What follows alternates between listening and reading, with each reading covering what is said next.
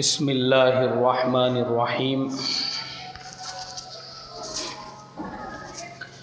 نحمده ونصلی علی رسولہ الکریم اما بعد قال اللہ تبارک وتعالی اعوذ باللہ من الشیطان الرجیم بسم اللہ الرحمن الرحیم یا ایہا الذین آمنوا قوا انفسکم واہلیکم نارا وقال رسول اللہ صلی اللہ علیہ وسلم ان فی الجسد لمضغہ فاذا صلحت صلح الجسد کلہ واذا فسدت فسد الجسد کلہ الا وہی القلب او کما قال علیہ الصلاۃ والسلام۔ میرے محترم بھائیوں، بزرگوں، دوستوں، پچھلے 2 جمعہ سے ہم لوگ یہ سن رہے ہیں کہ ہر انسان دنیا میں رہنے والا وہ اپنے نفس کی اصلاح کا محتاج ہے، اور نفس کی اصلاح کے لیے اللہ کے جو بڑے بڑے ولی اور اللہ کے برگزیدہ بندے وہ لوگ خانقاہیں چلاتے ہیں، جہاں پر دنیا بھر سے جو لوگ اپنے نفس کی اصلاح کے محتاج ہوتے ہیں ان کی صحبت میں رہتے ہیں، ان سے سیکھتے ہیں، ان سے حاصل کرتے ہیں۔ ہمارے بزرگوں نے کتابوں میں یہ لکھا ہے کہ اگر ہم ایسی جگہ رہتے ہیں کہ جہاں سے ہم ان اللہ والوں کی صحبت میں جا کر نہیں رہ سکتے، یا پھر وہ اللہ والے پچھلے زمانوں میں تھے جیسے حضرت عبد القادر جیلانی رحمۃ اللہ علیہ، امام غزالی رحمۃ اللہ علیہ، علامہ عبد الرحمن ابن جوزی رحمۃ اللہ علیہ، اگر وہ پچھلے زمانے میں اللہ والے تھے اور وہ لوگوں کے اصلاح کا کام کیا کرتے تھے، آج کے زمانے میں اگر ہم ان سے فائدہ حاصل کرنا چاہتے ہیں تو ہم ان کی کتابوں کا مطالعہ کریں، ان کی کتابیں پڑھیں۔ ان کی کتابوں کا پڑھنا ایسا ہی ہے جیسے براہ راست ان سے فائدہ حاصل کرنا، اس لیے کہ طریقت کے اماموں میں جو بڑے بڑے اللہ والے گزرے ہیں ان میں امام غزالی رحمۃ اللہ علیہ بھی تھے، جنہوں نے احیاء العلوم پوری کیا پوری کتاب اصلاح نفس پر لکھی ہے۔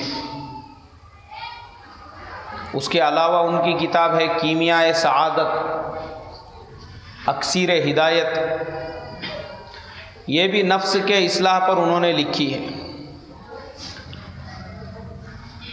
تو اللہ والے جو گزرے انہوں نے اپنی زندگیوں میں یہ کارنامہ انجام دیا، وہ جانتے تھے کہ ہماری کتابوں سے آنے والی نسلیں جو ہیں وہ فائدہ حاصل کریں گی، تو اس میں انہوں نے پوری ترتیبیں لکھی ہے کہ اپنے نفس کی اصلاح کیسی کرنا چاہیے۔ امام غزالی رحمۃ اللہ علیہ نے جو طریقہ لکھا ہے اس میں یہ لکھا ہے کہ جو آدمی بھی یہ چاہتا ہے کہ وہ اپنے نفس کی اصلاح کرے، اس کا پہلا اسٹیج ہے وہ اللہ تبارک و تعالیٰ سے اپنے گناہوں کی توبہ اور معافی تلافی کرائے۔ 2 رکعت نماز پڑھے صلاۃ التوبہ کی نیت سے، اطمینان کے ساتھ، خشوع اور خضوع کے ساتھ، نماز ہونے کے بعد پھر سجدے میں جا کر رو رو کر اور گڑ گڑا کر اللہ تبارک و تعالیٰ کو منوائے، اور اپنے ایک ایک گناہ کو یاد کر کے اللہ سے معافی مانگے، اس لیے کہ نفس جو ہے وہ گناہوں کے گندگیوں سے کالا ہو جاتا ہے۔ اب اگر کوئی آدمی اس میں کی گندگی، اس میں کی کالیک، اس میں کا کالا پن نکالے بغیر اس میں ہدایت کا نور داخل کرنا چاہے گا تو وہ کبھی بھی داخل نہیں ہو سکتا۔ اس کی بہت موٹی مثال ہے، جیسے کپڑے ہیں، گندے ہیں، اس پہ داغ ہے، دھبے ہے، اور کوئی آدمی اگر اس کو بغیر دھلائے کے اس کو نیل دینا چاہے تو اس پہ نیل نہیں آئیں گی، بلکہ اور اس کا کلر جو ہے خراب ہوگا۔ تو اس کا طریقہ یہ ہے کہ پہلے ان کپڑوں کو اچھی طرح سے صرف میں سوڈے میں بھگایا جائے گا گھنٹہ 2 گھنٹے، پھر ان کو نکال کے صابن سے ان کو دھویا جائے گا۔ جب وہ بالکل وائٹ ہو جائیں گے، اس کے اندر کی گندگی، غلاظت، کالا پن، میل کچیل سب نکل جائے گا۔ اس کے بعد اس کو پھر صاف پانی سے نچوڑا جائے گا، اور وہ نچوڑنے کے بعد پھر اس کو جب نیل دیں گے تو اس کے اوپر نیل کا رنگ جو ہے وہ کھل کر سامنے آئے گا۔ یہی حال نفس کا ہے کہ نفس گندا ہو چکا ہے، اس میں غلاظت، کبر کی، شرک کی، بدعتوں کی، حسد کی، جلن کی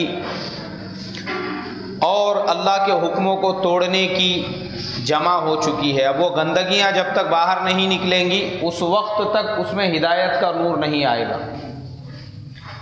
تو اللہ والے جو ہوتے تھے وہ ایسی ہی تربیت فرماتے تھے، جیسے امام غزالی رحمۃ اللہ علیہ نے طریقہ لکھا کہ پہلے تو توبہ کرے اللہ سے کہ اے اللہ آج تک میں نے جتنے بھی گناہ جان کر انجانے میں کیے ہیں تمام گناہوں کو تو اپنے فضل و کرم سے جو ہے معاف فرما دے۔ اور کیسی توبہ کریں گے؟ ندامت کے ساتھ میں کہ اب آئندہ میں وہ گناہ نہیں کروں گا۔ اور اس کے بعد جب ہم نے توبہ کر لی اس کے بعد اطمینان سے سکون سے بیٹھ کر اپنا خود کا جائزہ لے، محاسبہ کرے کہ میرے اندر کون کون سی خرابیاں، کون کون سی برائیاں ایسی ہے جس کی وجہ سے ہدایت کا نور میرے دل میں نہیں آ رہا ہے۔ اس لیے کہ وہ برائیوں کی مثال ویسی ہی ہے جیسے کالے داغ لگے ہوئے ہیں، پہلے اس کو دھلنا پڑے گا، اس کو دھلنے کے لیے محنت لگے گی، اس کو رگڑنا پڑے گا، اس کو برش سے صاف کرنا پڑے گا، تب وہ داغ صاف ہوگا۔ تو اپنے نفس کی اصلاح کی جب ہم شروعات کریں تو سب سے پہلے ہم اپنا محاسبہ کریں کہ میرے نفس میں ایسی کون کون سی گندگیاں ہیں، کون کون سی برائیاں ہیں جن کو میں دور کروں۔ جب وہ دور ہو جائیں گی، نفس جب ان سب سے خالی ہوگا اس کے بعد ہی تو نفس میں ہدایت کا نور آئے گا، اس کے بغیر کیسے آئے گا؟ اب ہم نے دیکھے کہ سب سے پہلی برائی شرک سے ہم شروعات کریں کہ میرے زندگی میں کوئی شرک تو نہیں ہے، اللہ کے علاوہ میرے دل میں کسی درگاہ کی، کسی قبر کی، کسی پیر صاحب کی، کسی بزرگ کی عظمت تو نہیں ہے، اللہ کے علاوہ میرا کسی اور پر یقین تو نہیں ہے۔ اس لیے کہ عقیدہ صحیح ہونا یہ بہت ضروری ہے۔ آج ہمارا حال یہی ہے، ہم لوگ نماز پڑھنے کو تو آتے ہیں اللہ کے سامنے، لیکن ہمارے دلوں میں بیٹھے ہوئے ہوتے ہیں، کسی کے دل میں کوئی پیر ہوتا ہے، کسی کے دل میں کوئی خواجہ صاحب ہوتے ہیں، کسی کے دل میں جو ہے کسی سے ہونے کا یقین ہوتا ہے۔ اب وہ سب دل میں بیٹھے ہوئے ہیں، وہ جب تک شرک دل سے نکلے گا نہیں ہدایت کہاں سے آئے گی؟ تو اس کو نکالے اور یہ یقین اپنے نس نس کے اندر ہم بٹھا دے کہ کرنے دھرنے والی ذات صرف اور صرف اللہ کی ہی ہے، اللہ کی ہی ہے، ہی بھی بولنے کا اس کے بعد میں، نہیں تو لوگ بولتے کرنے دھرنے والی ذات اللہ کی بھی ہے اور خواجہ غریب نواز کی بھی ہے اور فلانے صاحب کی بھی ہے اور ان کی بھی ہے، بھی نہیں بولنے کا بلکہ ہی بولنے کا آخری میں، کہ کرنے دھرنے والی ذات صرف اور صرف اللہ کی ہی ہے، اللہ کے علاوہ اس پوری کائنات میں کوئی کچھ نہیں کر سکتا، اور اگر اللہ چاہے تو سب کچھ کر سکتے ہیں، پوری کائنات مل جاوے تو بھی وہ اللہ کے حکم کے بغیر ایک ذرے کو بھی ہٹا نہیں سکتی، اور اللہ چاہے ان کو کسی سے مشورہ لینے کی ضرورت نہیں ہے۔ یہ یقین ہمارے دل میں آنا چاہیے، جب تک یہ نہیں نکلے گا اس وقت تک دل کے اندر ہدایت نہیں آ سکتی۔ آج ہمارے دلوں میں سب سے پہلے ہم شروعات کریں شرک سے، کیونکہ میں دیکھتا ہوں لوگ جو میرے کو میسج کرتے یا فون کرتے یا پوچھتے مسائل وغیرہ، اچھے اچھے لوگ جن کو دیکھ کر ایسا لگتا نہیں کہ بھائی اس آدمی کے دل میں بھی کسی بابا کی بڑائی بیٹھی ہوئی ہوں گی، وہ بھی پوچھتے ہیں کہ بولے میرے کو اولاد نہیں ہو رہی ہے یا میرے فلانے رشتہ دار کو اولاد نہیں ہو رہی ہے، اور فلانے شہر میں ایک ہری مرچی والے بابا ہیں، ہم لوگ ان کے پاس جانا چاہتے ہیں۔ میں بولا ہری مرچی بولے تو ایسا ہری مرچی سے اولاد کا علاج کیسا کرتے وہ، کیا فارمولہ ہے ان کا؟ بولے وہ ہری مرچیوں پہ پڑھ کے دیتے ہیں اور کچھ عمل کرتے ہیں، اس کے بعد میں جس کو وہ علاج کی ضرورت ہے اس نے اکیلے نے بیٹھنے کا، ایک ٹوکرے میں انگار کے ڈھیکلے جلا کے اس پہ وہ ہری مرچی ڈال کے اس کا دھواں لینے کا۔ تو یہ 40 دن کا 11 دن کا کچھ عمل ہے، بولے وہ کرے نا، اس کے بعد میں اولاد ہوتی ہے۔ یعنی اس کا یقین دیکھو، دل کے اندر اللہ کا یقین نہیں آیا، ہری مرچی والے بابا کا یقین آ گیا۔ وہ دھواں عورت کو بھی دینے کا اور مرد کو، دونوں کو دینے کا بولے۔ تو یہ جو ہمارے دلوں میں بیٹھے ہوئے ہیں ان کو نکالنا ہے۔ سب سے پہلے ہم شروعات کریں شرک سے۔ کہاں سے شروعات کریں گے؟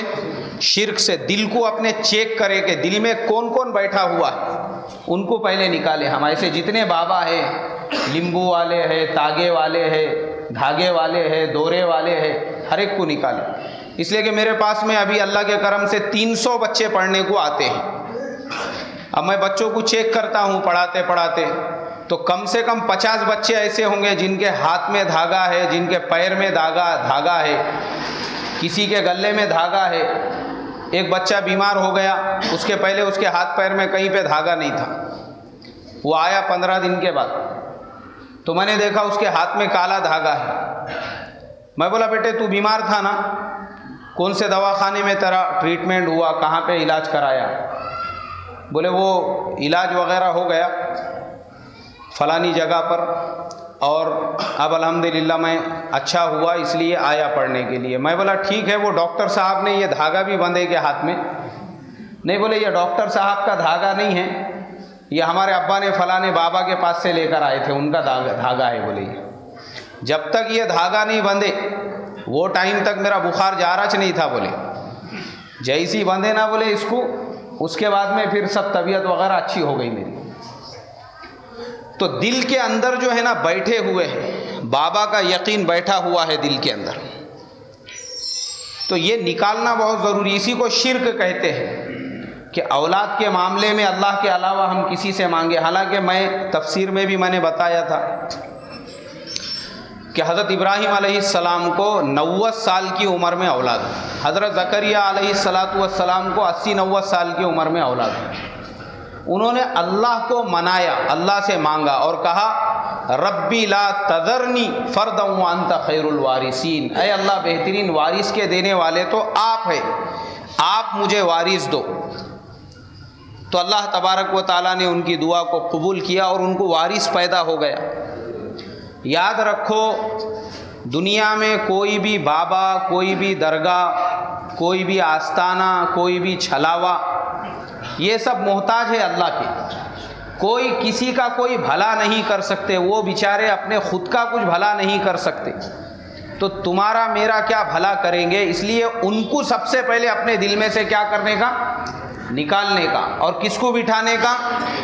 اللہ کو بٹھانے کا۔ اللہ سے ہی ہوگا، اس بات میں کوئی شک نہیں ہے کہ جتنے بھی اللہ والے دنیا سے گئے ہیں وہ اپنے وقت کے ولی تھے، بزرگ تھے، پیر تھے، شیخ طریقت تھے، ان سے محبت بہت ضروری ہے۔ اور وہ جس راستے پہ چلے ہم کو ان کے راستے پہ چلنا ہے، ان کو ہی خدا بنا کے ان سے ہی نہیں مانگنا ہے۔ کس کے راستے پہ چلنا ہے؟ ان کے راستے پہ۔ اب ان کا راستہ دیکھو کون سا ہے۔ جتنے اللہ والوں کے قبریں اور مزارات ہندوستان میں ہیں، یہ سارے کیا سارے یا تو ایران سے یا عرب ملکوں سے دعوت و تبلیغ کی محنت کرنے کے لیے ہندوستان میں آئے تھے۔ یہاں کا لوکل سٹیزن ایک بھی نہیں ہے۔ خواجہ معین الدین چشتی رحمۃ اللہ علیہ کی پیدائش ہوئی تھی سنجر میں۔ کہاں پر ہوئی تھی؟ ہاں، ایران کے اندر ایک شہر ہے۔ اور حضرت عبد القادر جیلانی رحمۃ اللہ علیہ، ان کی بھی پیدائش کہاں کی ہے؟ ایران کی ہی ہے۔ دونوں بھی ایران کے ہی تھے اور ان کی بھی پیدائش سنجر کی ہی ہے۔ خواجہ معین الدین چشتی رحمۃ اللہ علیہ 40 سال کی عمر تک کھیت میں کام کرتے تھے۔ ان کو پتہ ہی نہیں تھا قرآن کیا ہے، حدیث کیا ہے، بس معلوم تھا کہ بھئی اپن مسلمان ہیں۔ تو ایک اللہ والے گزر رہے تھے ان کے کھیت کے پاس سے، انہوں نے ان کو دعا دیے۔ اس کے بعد پھر خواجہ معین الدین چشتی رحمۃ اللہ علیہ وہ بخارا اور سمرقند گئے، وہاں پہ انہوں نے تعلیم حاصل کی اتنی بڑھی عمر میں، اور بڑی عمر میں جا کے وہاں سے حافظ قرآن بنے، اور حافظ قرآن بننے کے بعد پھر ان کے استاد نے ان سے کہا کہ جاؤ ہندوستان میں جاؤ اور وہاں جا کے دین کی محنت کرو، اس لیے کہ پہلے جو لوگ ہوتے تھے وہ اپنے استادوں کو اتنا رسپیکٹ دیتے تھے، ان کو اتنا بڑا پن دیتے تھے کہ استاد نے بولا کہ یہاں سے اٹھنے کا نہیں، تو شاگرد اور ان کے جو ماننے والے ہوتے تھے وہ اس جگہ کو چھوڑتے بھی نہیں تھے۔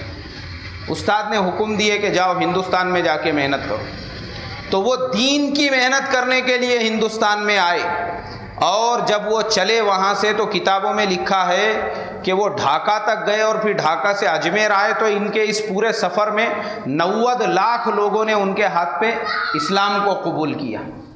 کتنے لاکھ لوگوں نے؟ 90 لاکھ لوگوں نے۔ اور اجمیر میں بھی اس لیے رکے کہ وہاں کا جو راجا تھا وہ ان کے پیروں میں پڑ گیا اور کہا کہ آپ بہت بڑے اللہ والے ہیں، بزرگ ہیں، آپ دین کا ہی کام کرنا ہے تو یہاں پہ مدرسہ چلاؤ، میں آپ کو سب بنا کے دیتا ہوں۔ پھر اس نے وہ سب عمارتیں وغیرہ ان کو بنا کر دی۔ تو ان سے نہیں مانگنا ہے بلکہ ان کے راستے پہ چلنا ہے کہ دیکھو خواجہ معین الدین چشتی رحمۃ اللہ علیہ نے پوری زندگی کس کی محنت میں لگائی؟ دعوت و تبلیغ کی محنت میں لگائی۔ ہم کو ان کا کام کرنا ہے، جو کام انہوں نے کیے، جیسا 90 لاکھ لوگوں کو انہوں نے مسلمان بنایا، اب تمہاری میری ذمہ داری ہے کہ ہمارے جو مسلمان بھائی مسجدوں سے، دین سے، نماز سے دور ہے، ہم ان کو مسجد میں لانے کی فکر اور کوشش کریں۔ ان کے بعد پھر حضرت خواجہ نظام الدین اولیاء رحمۃ اللہ علیہ، ان کا وہاں پہ بہت بڑا مدرسہ چلتا تھا، جس میں ایک ایک وقت میں 3000 اور 4000 بچے پڑھتے تھے۔ کس کے مدرسے میں؟ حضرت خواجہ نظام الدین اولیاء رحمۃ اللہ علیہ کے۔ انہوں نے پوری زندگی بچوں کو پڑھانے میں خرچہ کر دی۔ اب ہم کو ان سے نہیں مانگنا ہے بلکہ ان کے راستے پہ چلنا ہے کہ بھائی انہوں نے پوری زندگی کائے میں لگائی، دین کی محنت میں لگائی۔ پھر خواجہ معین الدین چشتی رحمۃ اللہ علیہ کے 22 شاگرد تھے۔ حضرت خواجہ معین الدین چشتی رحمۃ اللہ علیہ کو جب پتہ چلا کہ یہ جو علاقہ ہے مہاراشٹرا کا اور نیچے کا جو علاقہ ہے دکن کا، یہ پورے علاقے میں بدعت ہے، خرافات ہے، مسلمانوں میں اور غیروں میں کوئی فرق نہیں ہے، تو انہوں نے کیا کیا؟ اپنے شاگردوں کو محنت کرنے کے لیے اس علاقے کے اندر بھیجا کہ جاؤ تم جا کے جو ہے دکن کے علاقے میں محنت کرو۔ اب ان کے شاگرد آئے اس علاقے کے اندر، تو انہوں نے دین کی محنت کی۔ جن کو ہم سیلانی بابا کہتے ہیں، وہ بہت بڑے ولی تھے اپنے زمانے کے، انہوں نے وہاں پہ مدرسہ قائم کیا اور وہ علاقے کے لوگوں پہ دین کی محنت کرنے لگے۔ پھر خلد آباد کے اندر جو حضرت منتجب الدین زرزری بخش دولہ بول کے ان کا نام ہے پورا، وہ بھی حضرت خواجہ معین الدین چشتی کے شاگرد تھے، وہ وہاں پہ آ کے رک گئے۔ انہوں نے وہاں پہ مدرسہ خانقاہ شروع کی اور امت کی اصلاح اور تربیت کرنے لگے۔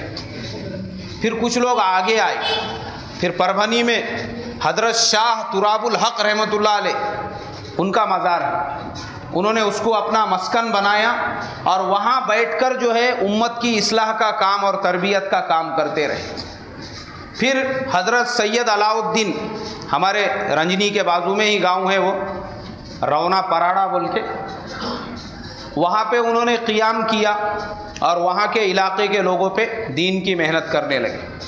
پھر ان کے ایک شاگرد جو ہے وہ آگے بڑھے گلبرگہ کے اندر، اور جن کو حضرت گیسو دراز رحمۃ اللہ علیہ کہتے ہیں، انہوں نے اس علاقے کے اندر قیام کیا اور وہاں پہ محنت کی۔ اب یہ جتنے بزرگ ہیں میں نے جن کے نام لیے، میرے کو سب کے نام معلوم ہیں، اس لیے کہ میں ہر اللہ والے کی دل سے عزت کرتا ہوں، ان کا احترام کرتا ہوں، میرے دل میں ان کی محبت ہے، اور ہر ایک کی میں زندگی پڑھتا ہوں کہ انہوں نے دین کی محنت کیسی کی ہے۔ اور یہ جتنے اللہ والے تھے یہ ان علاقوں میں اپنا گاؤں، اپنا مقام، اپنی بستی سب کچھ چھوڑ کے آئے۔ اب یہ جتنے لوگ ہیں میں نے جن جن کے نام لیے ہیں، اگر آپ لوگ ان کی تاریخ اٹھا کر پڑھیں گے تو ان میں سے ایک بھی ہندوستان کا نہیں ہے، یا تو کوئی افغانستان کا ہے، یا تو کوئی ایران کا ہے، یا تو کوئی عرب کا ہے، یا تو کوئی بخارا کا ہے، سمرقند کا ہے۔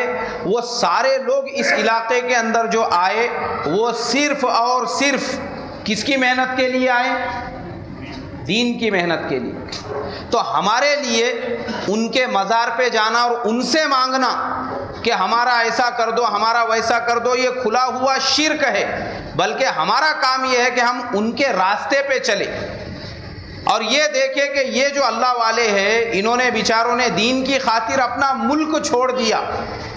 اب ہم کیا دین کی خاطر اپنی مسجد، اپنا محلہ نہیں چھوڑ سکتے، اپنا گھر نہیں چھوڑ سکتے، اپنا گاؤں نہیں چھوڑ سکتے؟ ارے چھوڑ سکتے کہ نہیں چھوڑ سکتے؟ ان کے راستے پہ چلنا ہے کہ دیکھو انہوں نے اپنے ملکوں کو چھوڑ کے اپنی قبریں دوسرے ملکوں میں بنائی، صرف اور صرف کس کی خاطر؟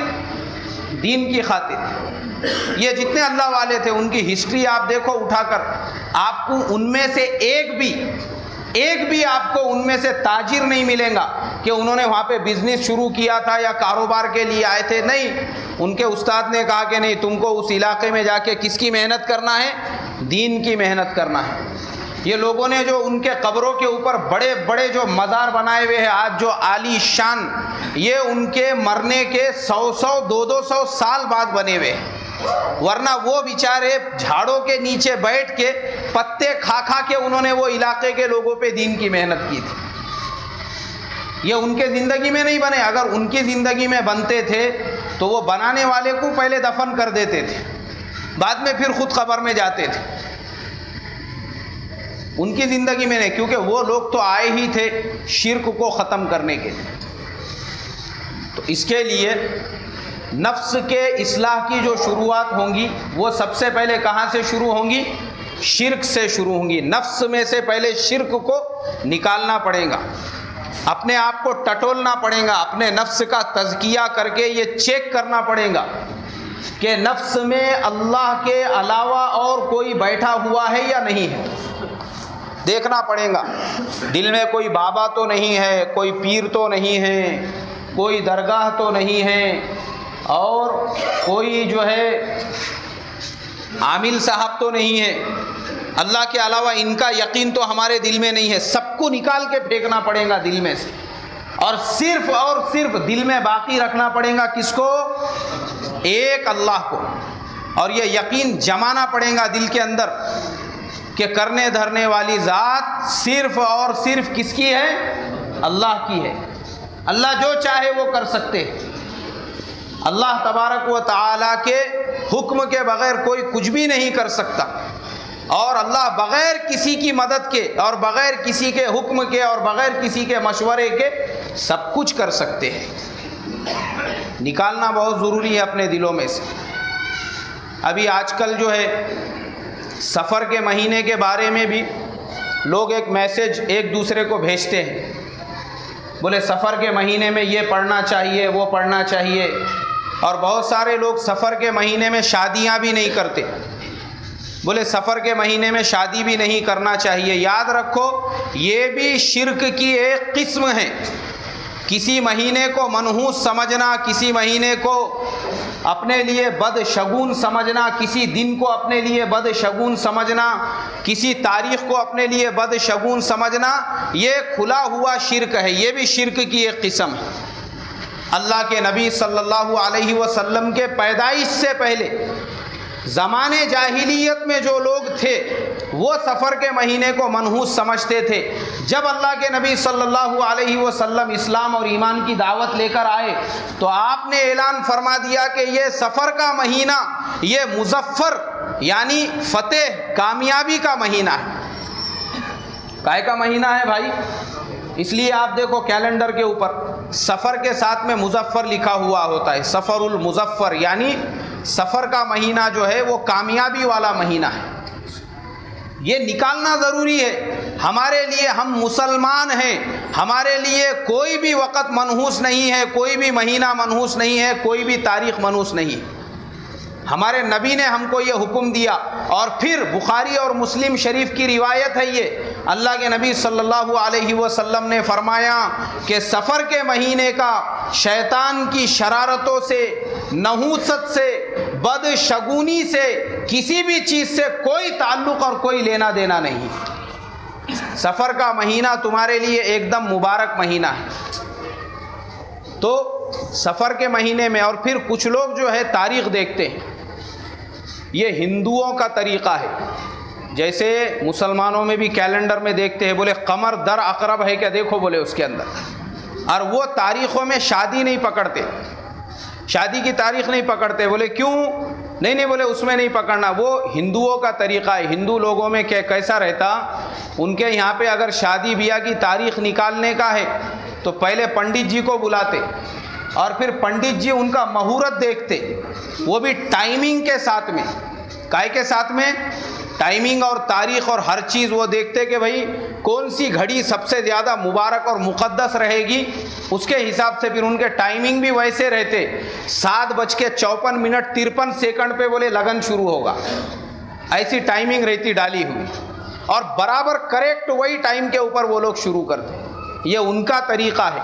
اور ہمارے نبی صلی اللہ علیہ وسلم نے ہم کو بتایا کہ اسلام میں یہ قمر در اقرب تاریخ والی کو کوئی اہمیت نہیں ہے، کوئی نہیں، بلکہ جو کچھ کرنے والی ذات ہے وہ اللہ کی ہے۔ نہ یہ تاریخوں سے کچھ ہوتا ہے، نہ مہینے سے کچھ ہوتا ہے، نہ دن سے کچھ ہوتا ہے، نہ وقت سے کچھ ہوتا ہے۔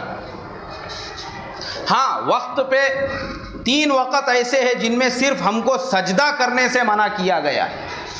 کیا کرنے سے منع کیا گیا ہے؟ جیسے صبح صادق میں سورج جب طلوع ہوتا ہے، اس کے بعد دوپہر میں زوال کے ٹائم پہ، اور مغرب کے ٹائم پہ غروب آفتاب کے وقت میں ہم کو سجدہ کرنے سے روکا گیا ہے، بس۔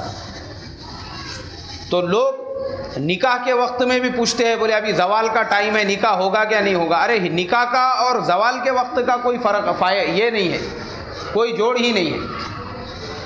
تو ہم لوگوں کے دلوں سے اگر ہم چاہتے ہیں نفس کی اصلاح ضروری ہے، تو سب سے پہلے شرک کو نکالنا بہت ضروری ہے۔ اور یہ سب قسمیں ہیں شرک کی جو میں نے ابھی آپ کے سامنے بیان کی ہے، کہ اللہ کے علاوہ اس کے غیر کو بڑا پن دینا، اس لیے کہ اللہ کو سب کچھ پسند ہے، لیکن سب سے زیادہ جو چیز ناپسند ہے، اللہ تبارک و تعالیٰ کو ان کی ذات میں کسی بھی آدمی کو، کسی بھی شخصیت کو پارٹنر بنانا، یہ اللہ کو سب سے زیادہ ناپسندیدہ ہے۔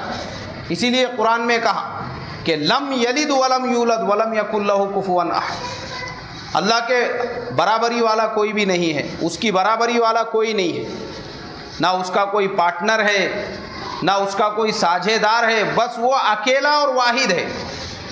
تو کسی بھی لائن سے ہم اللہ سے بڑا کسی اور کو نہ مقام دے، نہ مرتبہ دے، نہ دل میں عظمت آنے دے، اور ہر لائن سے، عقیدے کے لائن سے بھی اور کارساز ہونے کے لائن سے بھی۔ ورنہ آج مسلمان بابا لوگوں کے چکر میں تباہ اور برباد ہو رہے ہیں۔ جیسے پہلے میں نے آپ کو بتایا مرچی والے بابا، ان کے علاوہ بہت سارے بابا لوگوں کی بھی قسمیں ہیں۔ ایک صاحب کی دکان پہ میں گیا تو ایک دم ایک فوٹو لگی ہوئی تھی ایک بابا کی، اور وہ بابا کا ایک دم جلیٹ سے رگڑے ہوا تھا پورا، یعنی چہرے کے اوپر داڑھی نہیں، کچھ نہیں، ایک دم رگڑے ہوئے بابا۔ میں بولا بھائی یہ تمہارے چچا کی فوٹو ہے؟ بولے نہیں۔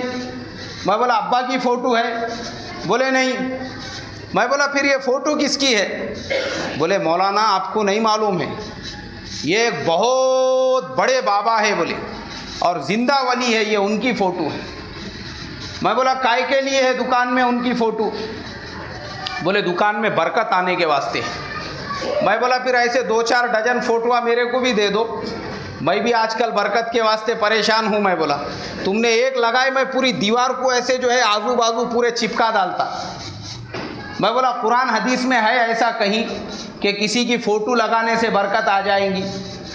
ارے برکت آتی ہے فجر کی نماز پڑھنے سے۔ کون سی نماز پڑھنے سے؟ فجر کی نماز۔ برکت چاہیے، ہمارے پیارے نبی حضرت محمد صلی اللہ علیہ وسلم نے فرمایا کہ روزی کی برکت فجر کی نماز میں ہے۔ روزی کی برکت کون سی نماز میں ہے؟ فجر کی نماز میں۔ اور سب سے زیادہ جو ہماری مسجدیں خالی ہوتی ہے وہ فجر کی نماز میں ہی خالی ہوتی ہے۔ کیوں؟ ہمارے سب سے زیادہ کم نماز پڑھنے والے فجر کی نماز میں ہی آتے ہیں، سب سے کم مصلی فجر کی نماز میں رہتے ہیں۔ اور فجر کے فوراً بعد ہم کو حکم دیا روزی کی برکت چاہیے، بولے نوم الصبحتی یمنع الرزق، صبح کے وقت کا سونا رزق کو روک دیتا ہے۔ مسلمانوں کی دکانیں کھل رہی ہے 11 بجے، 12 بجے اور 1 بجے، اور غیر مسلم جو ہمارے بھائی ہیں ہماری نمازوں سے پہلے ان کی دکانیں کھل جاتی ہیں۔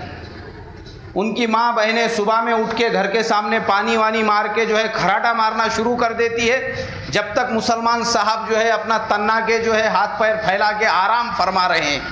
کیوں؟ تو بولے حضرت رات کو 2 بجے تک بیزی تھے، اب دن میں حضرت کا روز کا معمول ہے 11-12 بجے تک، کہاں سے دکانوں میں برکت آئیں گی؟ ایک مرتبہ میں صبح اٹھا تو میری گاڑی کے پیچھے کے ٹائر میں کی ہوا نہیں تھی، اب مجھے جانے کا تھا ایک جگہ پہ، تو میں بولا یار اپنے ایمان والے بھائیوں کی دکانیں ہیں 2-4، چلو وہاں پہ کوئی نہ کوئی رہیں گا۔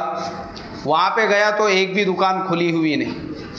اس کے بعد میں ڈھکیلتے کم سے کم 1 کلومیٹر دور تک گیا، وہ پورا علاقہ مسلمانوں کا گیریج کا علاقہ تھا، کسی کی گیریج تھی، کسی کی پنکچر کی دکان تھی، ایک دکان بھی کھلی ہوئی نہیں۔ اور دور جا کے دیکھا تو ایک غیر مسلم نوجوان بچہ، مشکل سے اس کی 20-22 سال کی عمر ہوگی، اتنے صبح میں دکان پوری طرح سے صاف سوف کر کے سامنے کھراٹا وراٹا مار کے جو ہے اپنا مست بیٹھا ہوا ہے پیپر پڑھتے ہوئے، کسٹمر کا انتظار کرتے ہوئے۔